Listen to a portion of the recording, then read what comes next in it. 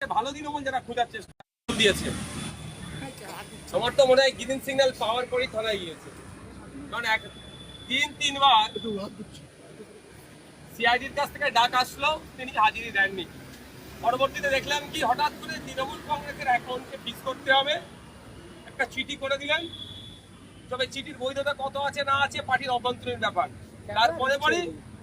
তারপরে কি দেখলাম তিনি পৌঁছলেন। এইটা বার্তা দিল কেন্দ্রীয় বিজেপি দলকে, যারা ভালো বিজেপি, যারা ভালো তৃণমূল খুঁজে পাচ্ছে, চোর তৃণমূলের মধ্যে থেকে ভালো তৃণমূল যারা খোঁজার চেষ্টা করছে, তাদেরকে হয়তো এই বার্তাটা দিল যে আমি তোমাদেরই লোক। যেভাবে এই এনসিপিআই পার্টি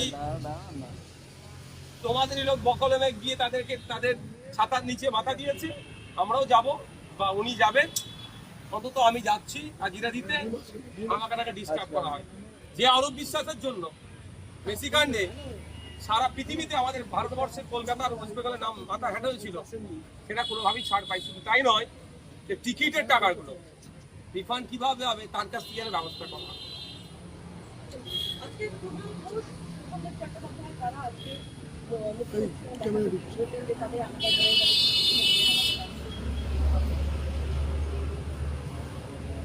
এখন ভালো তৃণমূল খারাপ তৃণমূলের লড়াই চলছে, আলাদা ঘর পাবে কি পাবে না বলতে পারছি না। কিন্তু আমরা যারা বিরোধী আছি বিভিন্ন রাজনৈতিক দল থেকে, আমরা তো এখনো ঘর পেলাম না। মিডিয়ায় বিশাল হইচই হচ্ছে, নওশাদ সিদ্দিকীর জন্য ঘর বরাদ্দ হয়েছে। যারা নওশাদ সিদ্দিকী যাদের অ্যালার্জি, তারা টিপ্পনি কাটতে শুরু করে দিয়েছিল, এখনো পর্যন্ত আমাদের জন্য বরাদ্দ হয়নি। স্বাভাবিক নিয়মে আমাদের এইখানে একটা করে অফিসের জন্য রুম পাওয়া দরকার, সেটা এখনো পর্যন্ত দেওয়া হয়নি।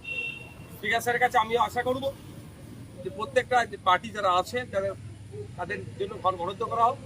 আর এই ভালো তৃণমূল খারাপ তৃণমূলের যে সমস্যার সমাধান হয়তো শুভেন্দুবাবুই করতে পারবেন, আমাদের রাজ্যের মুখ্যমন্ত্রী মহাশয়।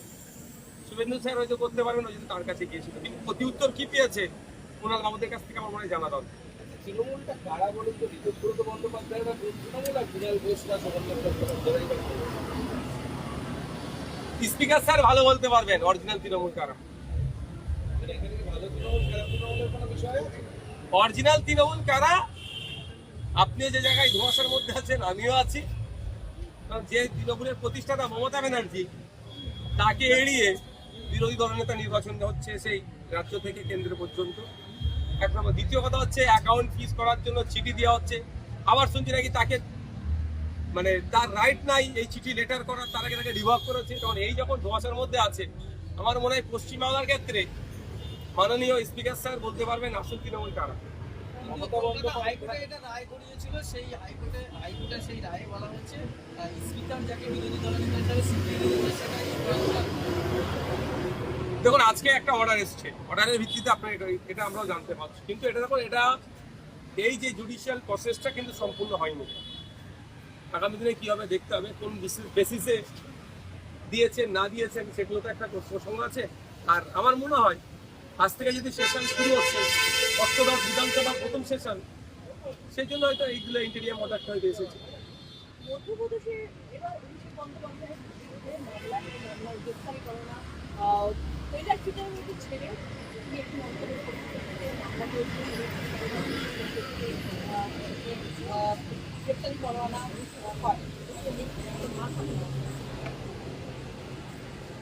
যখন ক্ষমতায় ছিল দলের সেকেন্ড ইন কমান্ড, অনেক বিষয় তারা এড়িয়ে যেতেন বা সে অব্দি এসে পৌঁছাতে পারতেন। এখন সেগুলোকে নতুন করে রিওপেন করা হচ্ছে। তবে এটা কতটা সাস্টেনেবল হবে আমি ভরসা করতে পারছি, কারণ অলরেডি ইডি, সিবিআই, কেন্দ্রীয় এজেন্সি যে তদন্তগুলো করেছে, এক একটা তদন্তে প্রায় 60%, 70%, 80% মধ্যে অ্যাচিভ হয়ে গেছে। আর 20% অ্যাচিভ করতে পারলে সে তদন্ত প্রক্রিয়া শেষ হবে, ইডি বা সেন্ট্রাল এজেন্সির সাকসেস রেটটা একটু হলে বাড়বে। সেগুলো বাদ দিয়ে কে কোথাও ফার্জি সই করেছে তাই নিয়ে টানাটানি হচ্ছে, মধ্যপ্রদেশে কোথাও মানহানি কেস আছে সেই নিয়ে হয়েই হচ্ছে, এই নিয়ে আমাদেরকে মাতিয়ে রাখা হচ্ছে। আমার তো মনে হয় কোনো না কোনো জায়গাতে ওই সেই দিদিমণির অমূল্যবাণী যে আরএসএস ভালো বিজেপি খারাপ, অটলজি ভালো অমিত শাহজি খারাপ, মোদি ভালো অমিত শাহ খারাপ, এই যে ম্যানেজের জায়গা থেকে ওই পরিবার নিজেকে সেভ করে রাখবে। এই নতুন মাত্র টাইম পাস হচ্ছে আমাদের দিনে। নতুন ভাবে এই যে এনসিপিআই হয়েছে, সেই এনসিপিআই কি কতটা কি অবস্থানে যাচ্ছে? কেসের পাশে গিয়েছে।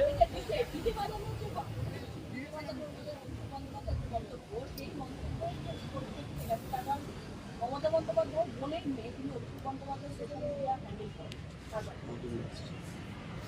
তখন যাচ্ছে সিবিআই, সিআইডি যাচ্ছে, ফলটা কত দূর হবে বোঝা মুশকিল। ধমকানোর জন্য মানুষজন হতে যেতে পারে, বা আমাদের মতো বাইরে যারা সাধারণ মানুষজন আছে পাবলিককে মাতিয়ে রাখার জন্য যেতে পারে। দাদা এন্ড অফ দ্য ডে কি ফলাফল হচ্ছে সেটা আমরা দেখছি। দাদা নতুন দল যে এনসিপিআই, তাদের কি অবস্থান দাঁড়াবে? এই সাংসদরা যেভাবে বেরিয়ে গিয়ে একটা দল কেন, তাদের কি আগামী দিনে কি অবস্থান থাকবে কি মনে হয়? সেকেন্ড লার্জেস্ট অপোজিশন পার্টি হয়ে দাঁড়াবে, আর কি হবে? না আছে তাদের পার্টির সদস্য, বলতে পারছি না কত সদস্য আছে, না কাউন্সিলর আছে, না পঞ্চায়েতের মেম্বার আছে, না জেলা পরিষদের, সব বাদে ডাইরেক্ট এমপি।